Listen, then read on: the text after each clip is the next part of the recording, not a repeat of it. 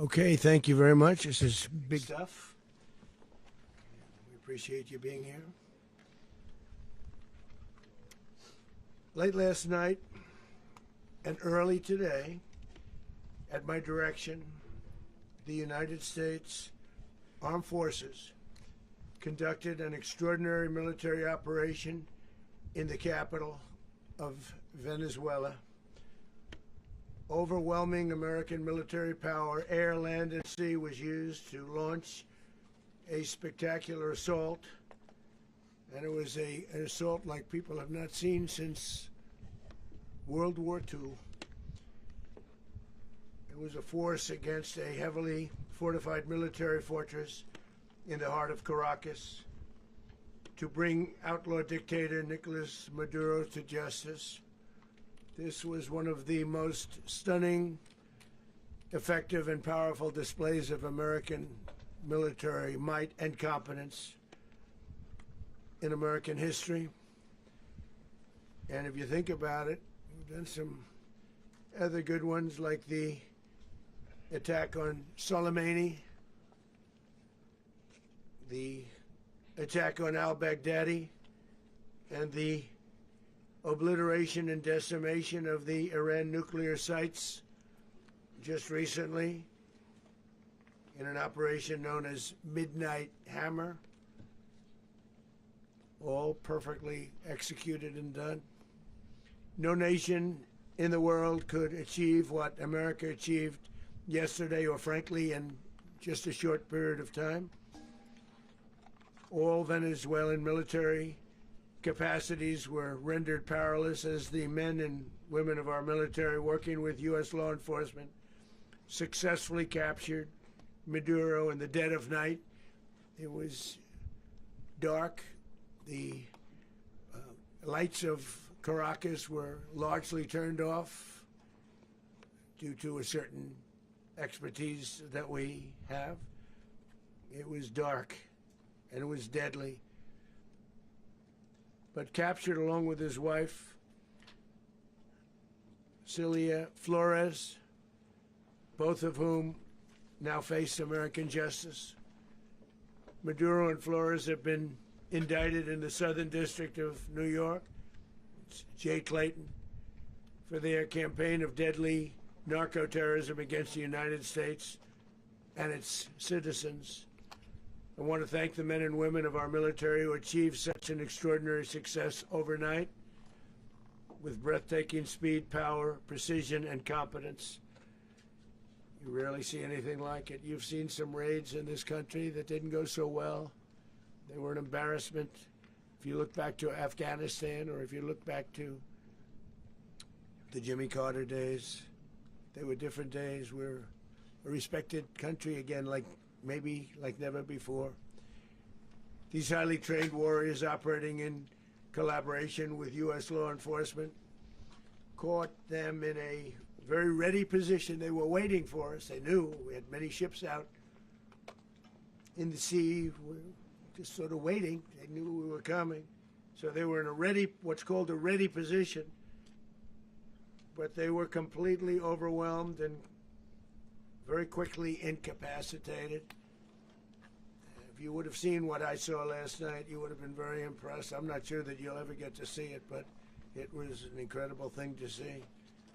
Not a single American service member was killed, and not a single piece of American equipment was lost.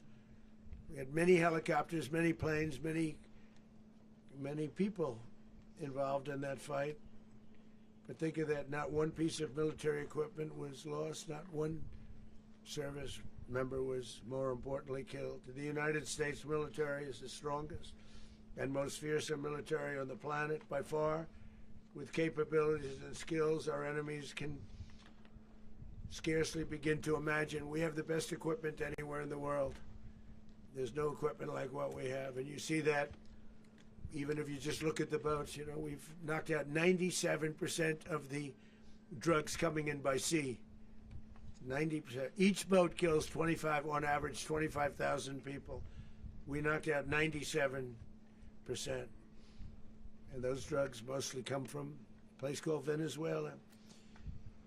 We're going to run the country until such time as we can do a safe, proper, and judicious transition. So we don't want to be involved with having somebody else get in and we have the same situation that we had for the last long period of years.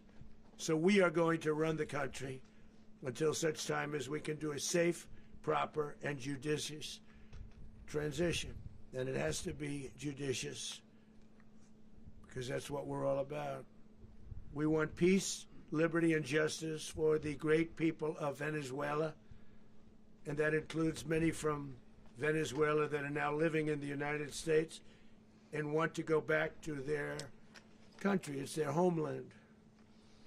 We can't take a chance that somebody else takes over Venezuela that doesn't have the good of the Venezuelan people in mind. We've had decades of that. We're not going to let that happen. We're there now, and what people don't understand, but they understand as I say this, we're there now, but we're going to stay until such time as the proper transition can take place. So we're going to stay until such time as we're going to run it, essentially, until such time as a proper transition can take place. As everyone knows, the oil business in Venezuela has been a bust, a total bust, for a long period of time. They were pumping almost nothing by comparison to what they could have been pumping and what could have taken place.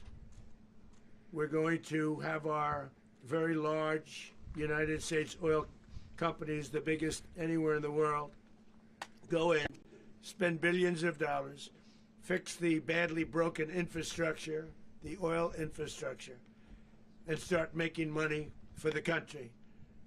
And we are ready to stage a second and much larger attack if we need to do so. So we were prepared to do a second wave if we needed to do so. We actually assumed that a second wave would be necessary, but now it's probably not. The first wave, if you'd like to call it that, the first attack was so successful, we probably don't have to do a second, but we're prepared to do a second wave, a much bigger wave, actually. This was pinpoint, but we have a much bigger wave that probably won't have to do. This partnership of Venezuela with the United States of America, a country that everybody wants to be involved with because of what we were able to do and accomplish, will make the people of Venezuela rich, independent, and safe. And it will also make the many, many people from Venezuela that are living in the United States extremely happy. They suffered. They suffered. So much was taken from them.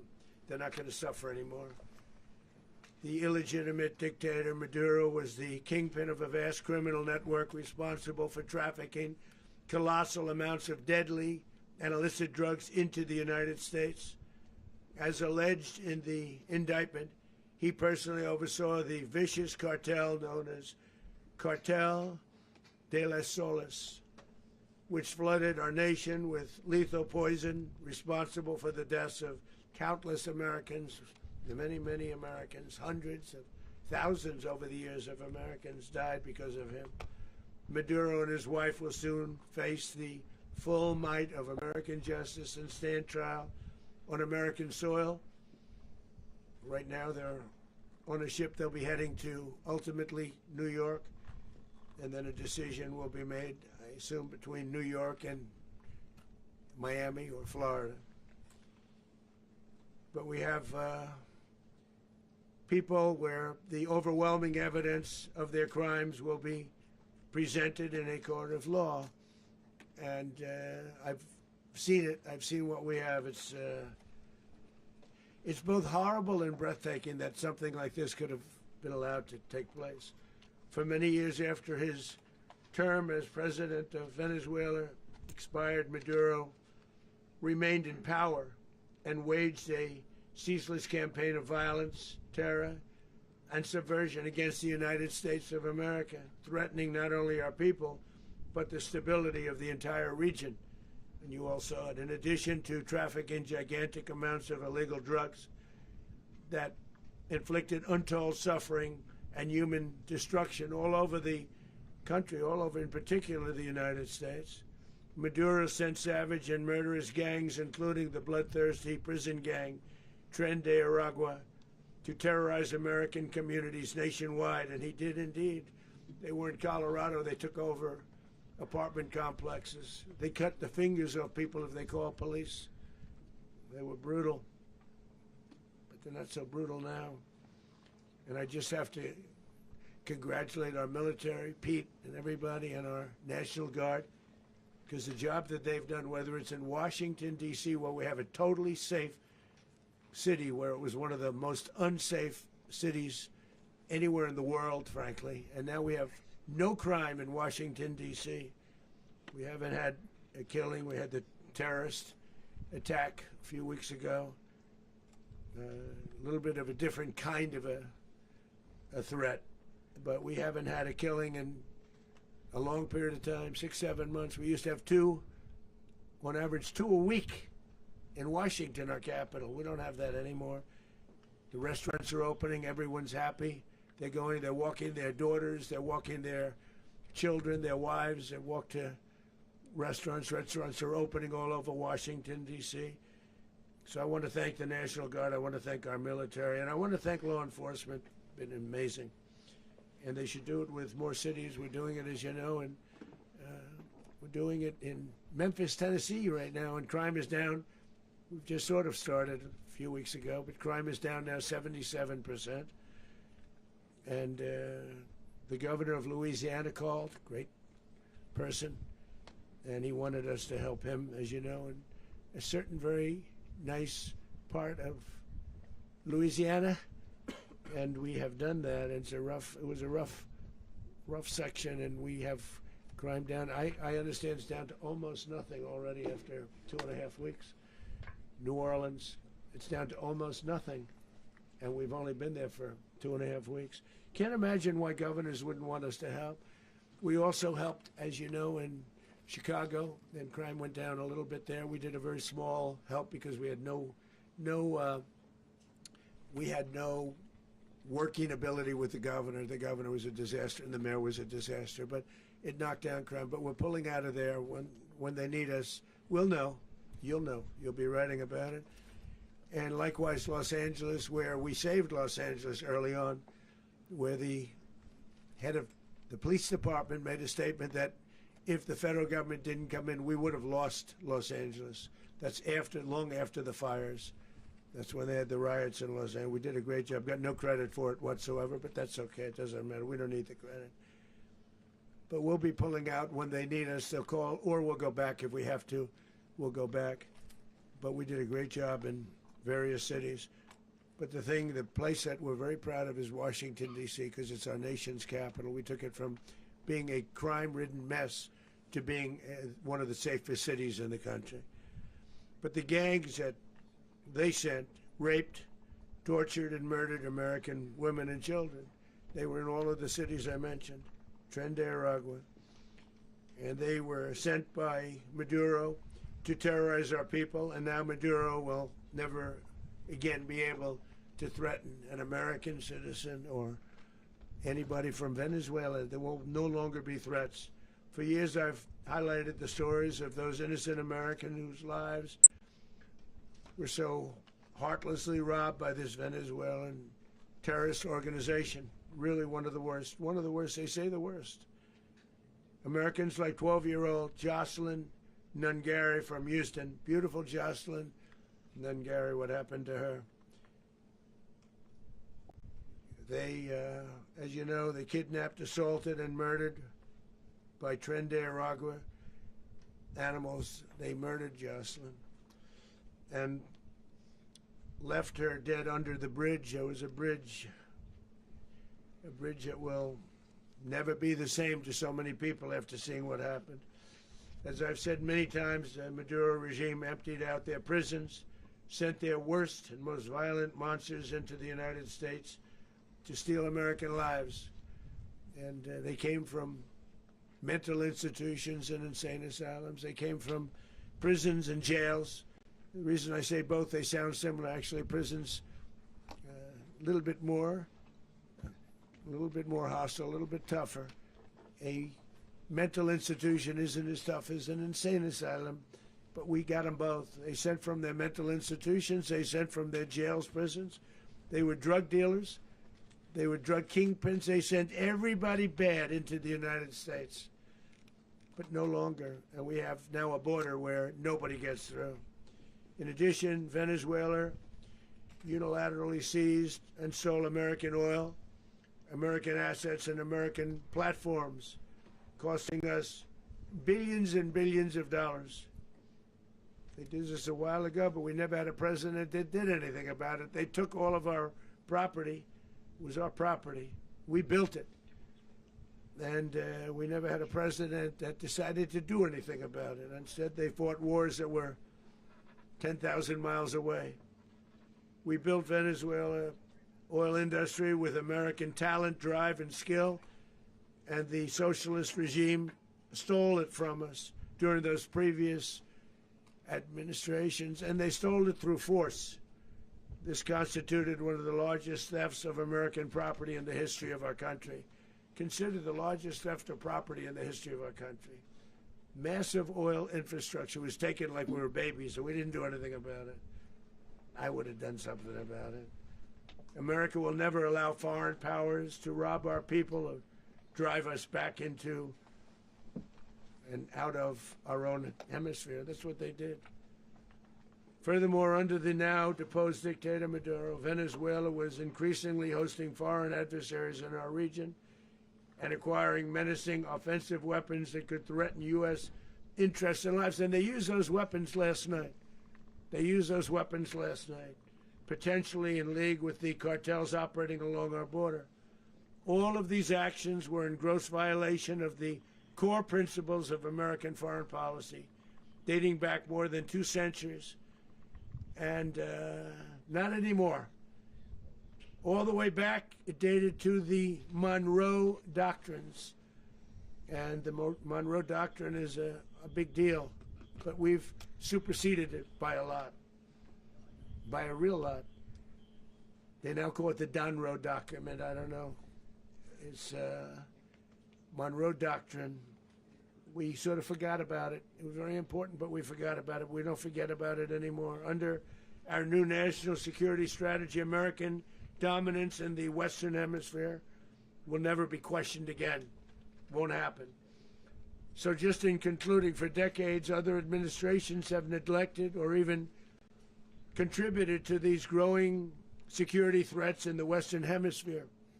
Under the Trump administration, we are reasserting American power in a very powerful way in our home region.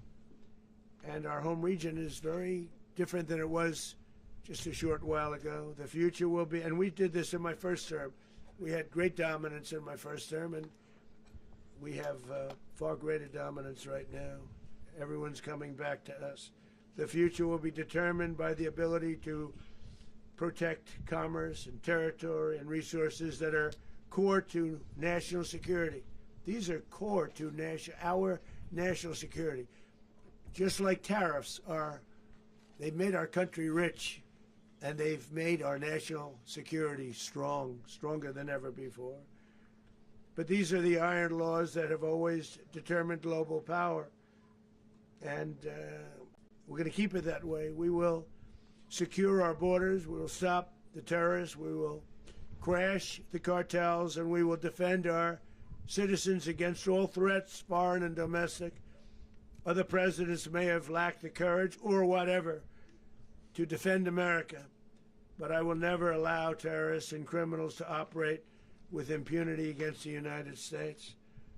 This extremely successful operation should serve as warning to anyone who would threaten American sovereignty or endanger American lives. Very importantly, the embargo on all Venezuelan oil remains in full effect. The American Armada remains poised in position, and the United States retains all military options until United States demands have been fully met and fully satisfied. All political and military figures in Venezuela should understand what happened to Maduro can happen to them, and it will happen to them if they aren't just, fair, even to their people. The dictator and terrorist, Maduro, is finally gone in Venezuela. People are free. They're free again. It's been a long time for them, but they're free. America is a safer nation. This morning, it's a prouder nation this morning because it didn't allow this horrible person and this country that was doing very bad things to us. It didn't allow it to happen.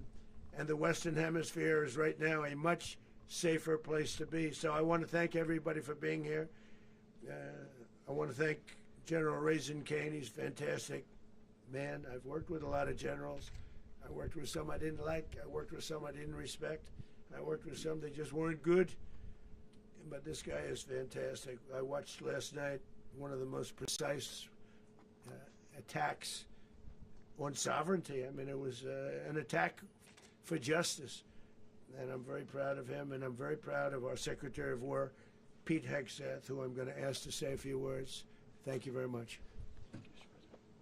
Mr. President, can you explain how the U.S.